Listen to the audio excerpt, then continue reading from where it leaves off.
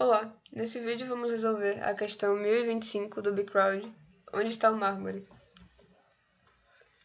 A questão nos dá um contexto de uma brincadeira entre duas crianças, Raju e Mina, na qual elas têm que organizar mármores e tentar adivinhar qual é o número deles. O enunciado da questão é um pouco confuso, então eu vou tentar explicar de um jeito mais simples. As crianças estão brincando com mármores, e cada mármore é como se fosse um componente de uma lista. Essa lista vai ser ordenada em ordem crescente e Mina pergunta para Raju qual a posição do primeiro mármore com o número Q, sendo Q um número qualquer. Então Raju tem que adivinhar se existe um mármore com o número Q na lista e em que posição ele está. Se ele adivinhar, Mina dá o feedback, ela diz que achou tal mármore em tal posição, e se não tiver ali na lista, a gente tem também que dizer que não encontrou. O que precisa ser feito, primeiramente, é uma ordenação, e segundo, é uma consulta. Vamos percorrer a lista e ver se o número Q está na lista, e se ele está na lista, em qual posição ele está. Analisando os casos de teste, temos aqui a primeira entrada 5 e 2.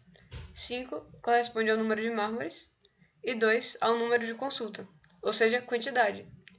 A segunda entrada é o número de cada mármore, o número correspondente a cada peça, a cada elemento da lista. O primeiro é 1, segundo é 3, terceiro 3, quarto 3, quinto 1. Fechou 5 mármores e aqui embaixo estão as duas consultas. Um detalhe importante é que não se considera o índice zero, então no código obviamente vai ter o índice zero, mas, por exemplo, aqui entrou 5, não vamos criar um vetor de tamanho 5, vamos criar um vetor de tamanho 4. E na hora que a gente for exibir, não vamos exibir a posição em si, mas sim a posição com mais uma unidade, porque lá no seu código, por exemplo, pegando esse vetor aqui do jeito que ele está, 1 teria índice 0, mas na brincadeira ele é o primeiro da fila.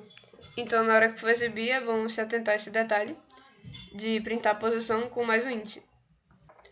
Então temos esse vetor aqui e temos esses dois números aqui que sinalizam a consulta. Vamos ver se tem um 2 no vetor e em que posição ele está, e o 3 também e em que posição ele está. Aqui são as saídas, deu 2 not found e 3 found at 3. Então 2 não foi encontrado porque ele não tem no vetor, e 3 encontrado na posição 3. Lembrando que depois de ordenar. Então aqui o 3 está na posição 2, mas depois de ordenar ele já está na posição 3. A questão da ordenação eu indico fazer com Quicksort, e tem uma fórmula pronta no C, que você precisa basicamente do vetor, o tamanho do vetor, o espaço ocupado por cada elemento, então, por exemplo, nesse caso seria o tamanho de um inteiro, e uma variável comp de comparação, que também tem no próprio código do Quicksort, disponível no W3Schools, que vai indicar o sentido da comparação. Então, do jeito que ela vem pronta, já é em ordem crescente, mas se você quiser, você pode alterar para decrescente.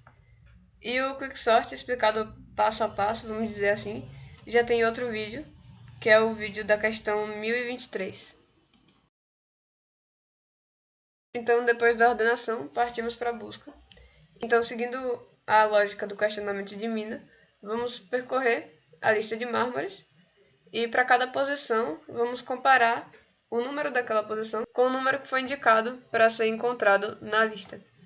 Então, Raju vai dizer se ele encontrou o número em tal posição, e se ele não encontrou, vai dar que o número não foi encontrado. Então, Raju vai dizer assim: eu acho que o primeiro 3 está na posição 2. Mina vai dar o retorno, vai dizer se realmente o 3 está na posição 2 ou se o 3 não foi encontrado. Então é basicamente isso que a questão solicita.